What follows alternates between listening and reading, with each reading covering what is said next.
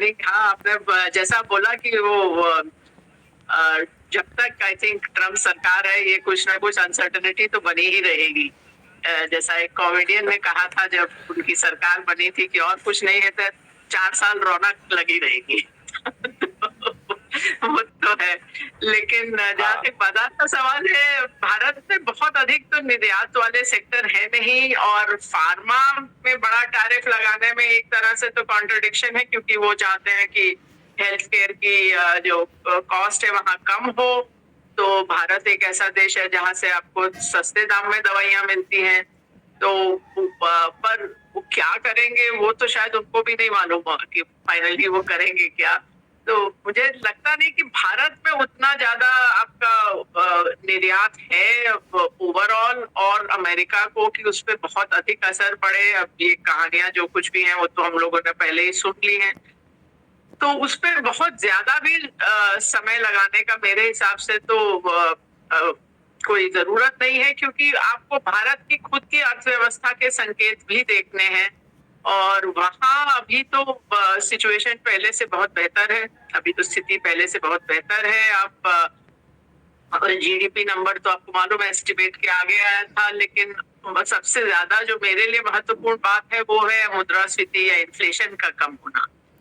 खास करके दो चीज, खाद्य पदार्थों की और कच्चे तेल का, ये दोनों चीज का आपको अभी मैंने देखा था कि एक न्यूज़पेपर वो जैसे घर की थाली का दाम निकालते हैं, और वो ये नहीं कि इन्फ्लेशन कम हुआ है, एक्चुअल दाम कम हुआ है एक साल में, जो कभी कभार ही होता है। तो जो बहुत सारे और वस्तुएं थी जो अभी आपके मासिक बजट से बाहर निकल गई थी, तो अब यहाँ से थोड़ा बहुत जो रिलीफ है तो वो कई सेक्टर्स के लिए अच्छा है, और टॉप लाइन के हिसाब से या रेवेन्यू के हिसाब से। और दूसरी तरफ ये कच्चा तेल मतलब ऊपर नीचे तो जा रहा है, लेकिन आप साल भर में देखें तो काफी कम हुआ है। उसके कारण पेट्रोकेमिकल के दाम गिरेंगे, उसके कारण बहुत सारे उत्पाद जहाँ ये सब इनपुट के तौर पे जाते हैं, जिनको बनाने के लिए ये सब चीजें इस्तेमाल होती हैं, वहाँ आपके लिए मार्जिन पे भी कुछ रिलीफ आएगा। 27%।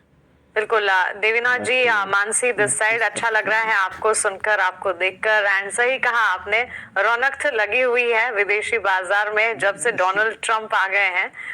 लेकिन हाँ, काफी कंटिंजेंट और अनसर्टेन सिनेरियोज भी हैं, और भारतीय बाजार इन तमाम सिनेरियोज को दरकिनार करके, ये भी सही कह रही हैं आपकी, अपॉर्चुनिटीज भी जाते हैं, बिकॉज इकोनॉमिक फ्रंट पर काफी सारे डेटा स्ट्रक्चर्स हमारे लिए बेहतर हैं। लेकिन देवीना मैम, ऐसे में मार्केट पार्टिसिपेंट्स को करना क्या चाहिए? ऐसा भी सिचुएशन आ जाती है जब मार्केट पार्टिसिपेंट्स के पोर्टफोलियोज में कुछ ऐसे बाइज हैं जो कि इस वक्त लॉस में हैं, लॉस बुक नहीं कर पाते हैं। ये एक सिचुएशन है, काफी मुश्किल भी होता है लॉस बुक करना, लेकिन स्ट्रैटेजी क्या होनी चाहिए? और भारतीय बाजार के लिए इस वक्त तस्वीर कैसी देखती हैं आप? क्योंकि अर्निंग सीजन भी है, सेक्टोरल फ्रंट पर भी काफी कुछ है, टर्निंग होती है, लेकिन सेक्टर स्पेसिफिक अप्रोचेस भी ढेर सारे हैं।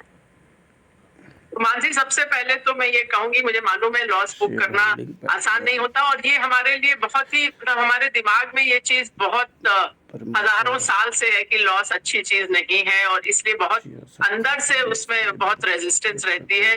इसी के कारण मैं कहती हूँ कि हमेशा आप स्टॉप लॉस पहले से डाल के रखिए, क्योंकि वो अनुशासन बहुत जरूरी है। ये नहीं कि जब बाजार गिरेगा तब मैं सोचूंगी क्या करना है, वो वहीं पे गड़बड़ होती है। और एक दूसरी गड़बड़ मैं आपको बताऊं क्या होती है, लोग बोलते हैं कि अरे मैंने 100 पे लिया था, अभी 70 हो गया, जब 100 पे वापस जाएगा तब मैं इस स्टॉक से निकल जाऊंगा। अब ये बिल्कुल ही गलत धारणा है। बाजार को कोई लेना देना नहीं है कि आपने 100 में वो स्टॉक खरीदा था। तो आप अगर, और ये भी स्टॉक्स के लिए है कि कोई स्टॉक 40, 50, 60% गिरकर भी सेल ही रह सकता है, कोई स्टॉक 80% गिर के और 80% गिर सकता है। तो पिछले साल जैसे कि जब पूरा स्मॉल कैप बूम था, तो बहुत अच्छे बुरे सब तरह के स्टॉक चले थे, और हर बूम में ये होता है कि जो स्टॉक उस बूम में चलते हैं बहुत सारे कभी वापस ही नहीं आते। ये नहीं कि अगले बूम में वही स्टॉक चलेंगे, तो आप ये अगली तेजी में वही स्टॉक चलेंगे। तो ये चीज को आपको बिल्कुल अपने जो भावनाओं को दरकिनार करना है, और ये नहीं सोचना कि इसी स्टॉक से या इसी स्ट्रैटेजी से मुझे पैसा वापस कमाना है। आपको पैसा कमाना है तो आज के दिन में कौन सी बेस्ट जगह है जहां आप निवेशित रहें, वहां निवेशित रहें।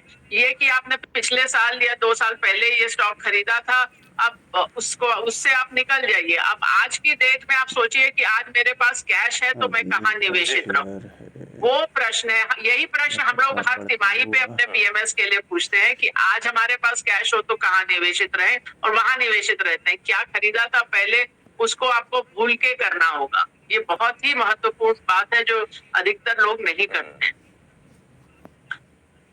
और जहां तक बाजार की बिल्कुल बात है, देवरा मेरा मैम, बिल्कुल ये मानना है कि इक्विटी एलोकेशन आपका 100% नहीं रहना चाहिए, लेकिन जो भी आपका इक्विटी एलोकेशन है, अभी बाजार से बाहर रहने का समय नहीं है अभी भी।